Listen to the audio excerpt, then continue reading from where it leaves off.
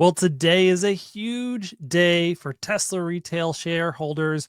We have finally seen the first spotting of a Tesla Robotaxi out in the wild operating on public roads in Austin today. And Elon Musk has some great tidbits that he shared on that. We're going to get into all of that right now. So let's go over and I will walk you through what we have seen. This was a post earlier today by this account, very small, Terrapin Tarpine. This is the original place that I saw this pop up. And we have here a black Model Y Juniper. And although this video is somewhat fuzzy, it says Robotaxi right here behind that front fender. And there is no one in the driver's seat. So this is officially not just a Model Y that is driving autonomously within Austin, because we had heard that Elon said we're going to have Teslas actually deliver themselves to the first customers in Austin this sometime here soon, and that would be done autonomously. But this is not that. This is a Robotaxi. Sawyer Merritt shared this out to the world, and this news has been broadcast all around. He said, first ever Tesla Model Y Robotaxi with no one in the driver's seat is spotted testing on public roads in Austin, Texas. Tesla's new Robotaxi word mark and logo is on the side of the vehicle. So, of course, shortly after Sawyer Merritt shared this, we get from Elon Musk a series of posts here on X that give us a little bit more insight.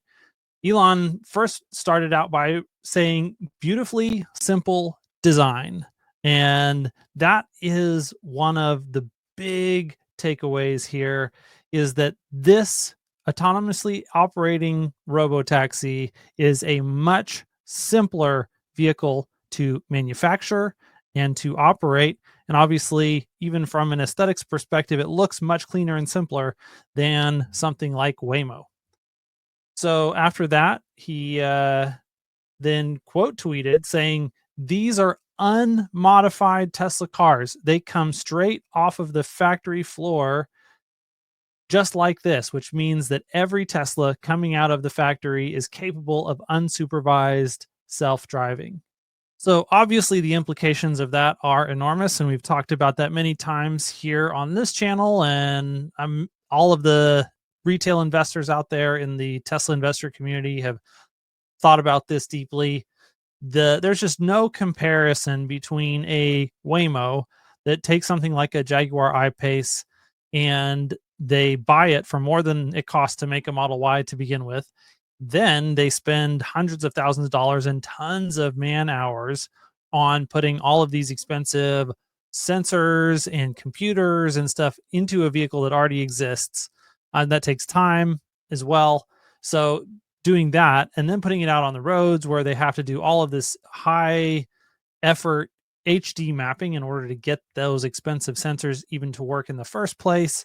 There's just so much more that's involved in getting a Waymo to operate than getting a Tesla.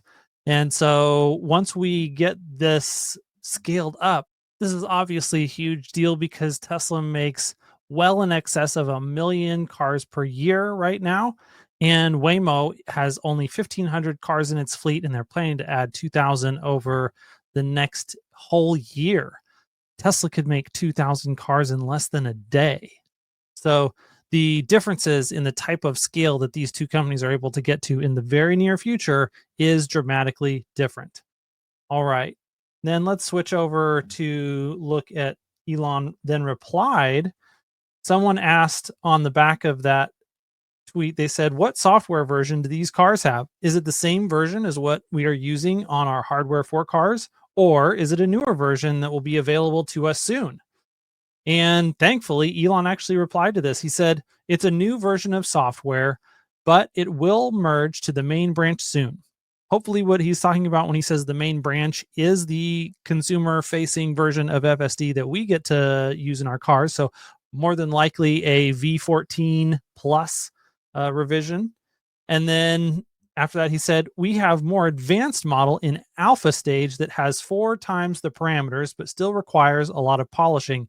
So I think this is an even more advanced model than the one that we see operating on the Robotaxi in the video today.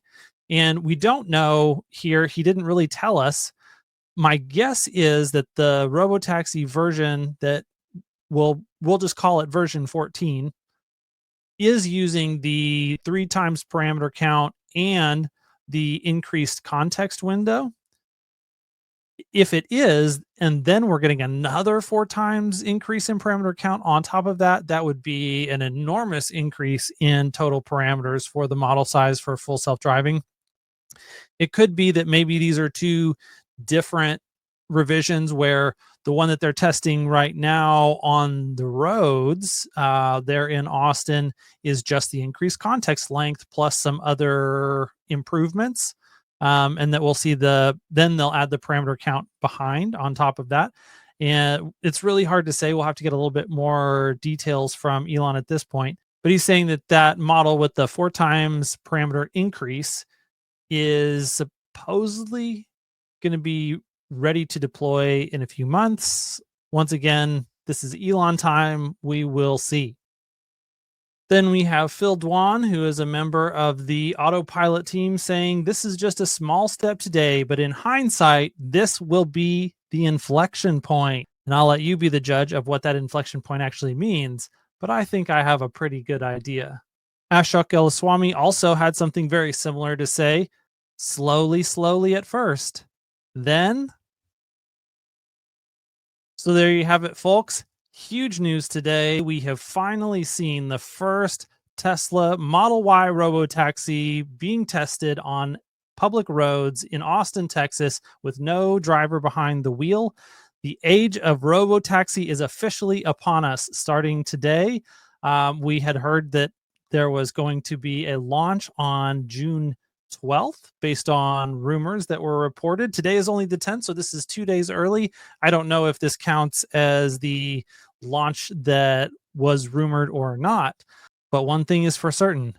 We are officially living in very interesting times. All right. That's a wrap for today. I'll catch you next time.